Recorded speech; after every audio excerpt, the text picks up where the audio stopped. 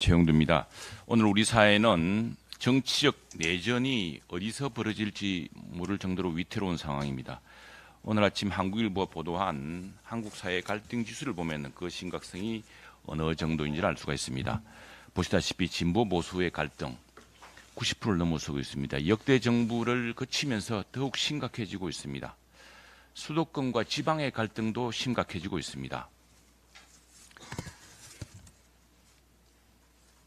탄핵 찬반을 둘러싼 갈등, 그리고 적법 절차를 둘러싼 대치는 이미 폭발하고 있습니다.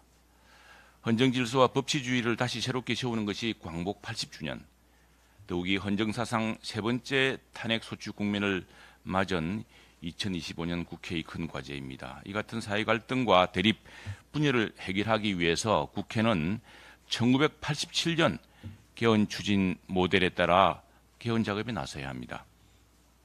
오늘 방송통신위원장 탄핵소추 결정이 나옵니다만 22대 국회는 29명의 국무위원, 정부위원 등에 대한 탄핵소추로 국회가 정부 기능을 마비시켰습니다. 야당의 일방적 예산 삭감 의결로 민생과 미래를 정부가 돌볼 수 없게 되었습니다. 이 같은 입법권 남용에 대한 행정권의 견제장치는 재의결 요구 하나입니다. 탄핵과 예산에 대해서는 속수무책입니다. 국회가 이제 다시 국정 책임을 질 수 있도록 권한뿐 아니라 책임을 충분히 져야 됩니다. 그리고 국회가 사법부를 넘보는 이런 일이 없도록 삼권 분립을 다시 세워야 합니다. 국회의장, 국회의원, 전직 국회의장, 전직 국무총리, 정계원로, 시민사회단체, 이구동성으로 개헌이야말로 탄핵 국면을 국민통합 차원으로 성화시키고 우리 사회, 우리 정치의 근본 위기를 해결할 길이라고 의견을 모으고 있습니다. 개헌은 정치위기 사회 갈등을 해결할 길이기도 하지만 심각한 수도권, 지방의 양극화를 해결하기 위해서도 필요합니다. 어제 서울시장이 제안한 연방형 개헌안을 비롯해 비수도권 소멸 예정 지역의 광역자치단체들의 지방 분권 요구가 높다는 사실을 이제는 우리는 귀담아 들어야 됩니다. 이재명 민주당 내에서도 개헌 의견이 높습니다.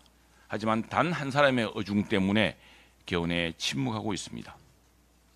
부정선거 논란이 다시 불거지고 있습니다. 핵심은 국민의 표심, 국민의 투표와 터무니없이 다르게 의석이 왜곡되는 선거제도 부정 문제입니다.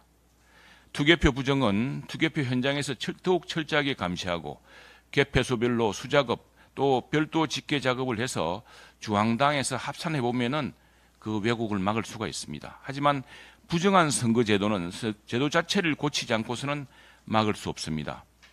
어떻게 지난 선거에서 국민의힘 민주당 지역구 득표율 격차가 5%포인트에 지나지 않았는데 어석은 2배 차이가 납니까? 특히 수도권은 더욱 심각합니다.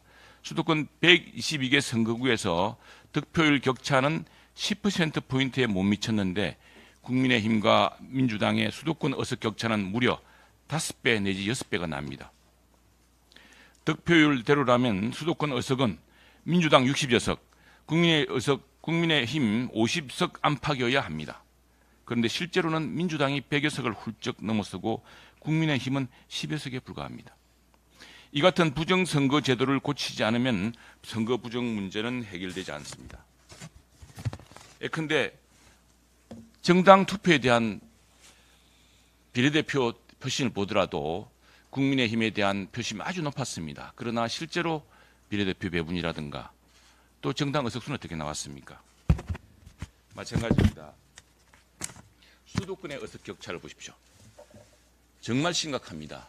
어떻게 수도권 내에서 한 선거구당 표차가 10%포인트에 지나지 않는데 수도권 전체에서 의석수는 5배, 6배 차이가 납니까? 미국과 영국도 소선거구제입니다. 하지만 이 같은 투표율과 의석수 격차는 불가능합니다. 이런 부정선거제도의 배경에는 바로 수도권 과밀화, 세계적으로 유례없는 인구 집중과 유권자조차 그 경계를 모르는 수도권 인구 밀집 지역의 소선거구제 문제가 폭발적으로 결합한 결과입니다. 이제는 선거 부정 의혹의 근본 문제, 바로 선거제도 부정을 해결해야 합니다. 탄핵소추 기간 또한 헌법재판소는 엄정한 헌법 원칙에 따라 자유민주주의 헌정 질서를 세우는 심판에 집중해야 합니다. 대통령에 대한 수사와 재판도 눈을 가리는 법의 여신의 저울처럼 철저한 법치, 원칙 그리고 법의 형평에 따라 이루어져야 합니다.